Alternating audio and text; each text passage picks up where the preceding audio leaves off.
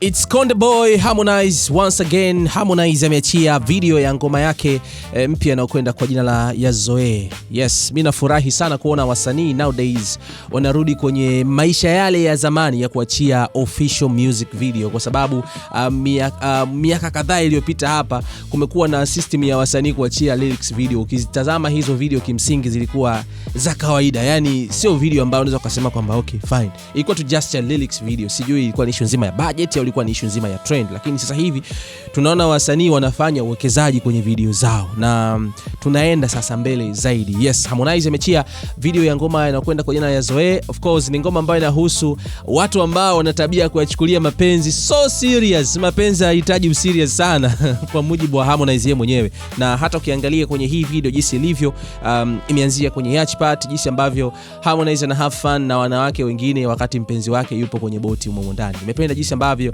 mwigizaji kutoka Jua Kali Judith alivyocheza kwenye hii video. Ameua sana. Video ni kali sana kimsingi, na inaonyesha tu jinsi gani ambavyo mtu anateseka na mapenzi pale ambapo anakuwa serious sana na mapenzi, kama ambavyo title ya wimbo wenyewe ambavyo nasema kwamba yazoe tu mapenzi. Usichukulie sana too personal, yatakuletea shida. Of course nowadays ukiachukulia mahusiano serious sana, unaweza kujikuta unajinyonga au unakunywa sumu. Lakini all in all, we have to love each other. Mahusiano bana ni kitu ambacho huwezi kuyaelezea sana. So kama hujaicheki video hii ya Harmonize, unaweza kaicheki sasa, inapatikana YouTube. Ni video kali sana. Director Kenny ndiye ambaye amehusika kwenye video hii mwanzo mwisho. Kikufupi tu kama nilivyokuambia, video inahusiana na watu ambao wanachukulia serious mapenzi na impact ambayo wanakuja kukutana nayo.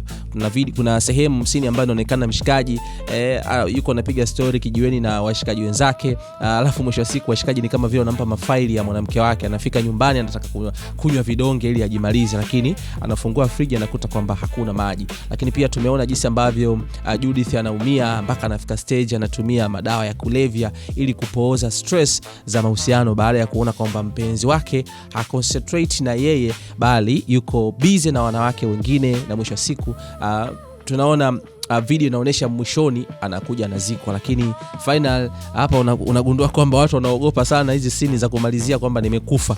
Mwishoni Judith anaonekana kwamba yupo mzima, so kutoa ile matazamio kwamba yule mtu tulimzika. So just a video, na mwishoni Judith anaonekana yuko hai, haja fariki kama vile ambavyo imechezwa kwenye video hii hapa. So ni video kali sana ambayo Harmonize kimsingi amefanya investment, na kwa mfululizo sasa Harmonize amekuwa akiachia videos ambazo unaona kabisa kwamba msanii yuko serious kwenye kazi yake.